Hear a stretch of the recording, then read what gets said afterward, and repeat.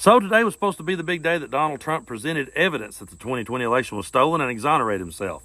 But he canceled the event and chickened out. Why? Because he's got nothing. And he never had anything. At no point.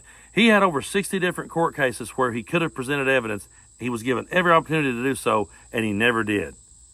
And then him and the Malpilla guy went around saying, oh, we've got the evidence, we're going to show it. They never did. He was supposed to show it today. He didn't. Why? Because he's got nothing. And also because at this point, it's absolutely irrelevant. Donald Trump is still on trial for the things that he done. And whether the 2020 election was stolen is actually irrelevant. Let's go ahead for shits and giggles here and say that the 2020 election was stolen and rigged for Joe Biden.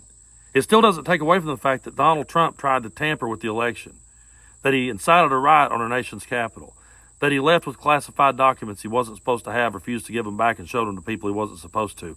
All the things that he's on trial for is irrelevant at this point to the 2020 election.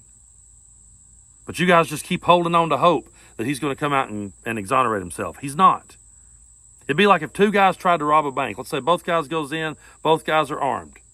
They say, give me all your money. One guy gets the sack of money, they go out the door, the guy jumps in the car with the money and leaves his friend stranded with nothing. The cops arrest that guy. And he says, oh, wait a minute, hold on. I didn't rob a bank. I didn't do anything here. No, you did. You're still on trial for armed robbery. So whether the 2020 election was stolen at this point is irrelevant. Donald Trump's on trial. And I just wonder, how many times are you going to wait for him to present this evidence before you finally realize you're being played? I know it's going to bruise your ego. Just like it bruised his ego to lose the 2020 election. It's going to bruise yours to admit that you've been played. But how many times is this guy going to promise you something and you stand there with your hand out waiting for it and him never deliver?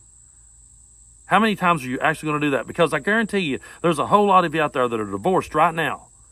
There's a whole lot of you out there that are divorced right now because someone betrayed your trust. You've probably got friends you don't speak to because they betrayed your trust. And no matter what this guy does, you guys hang in there and stick with him.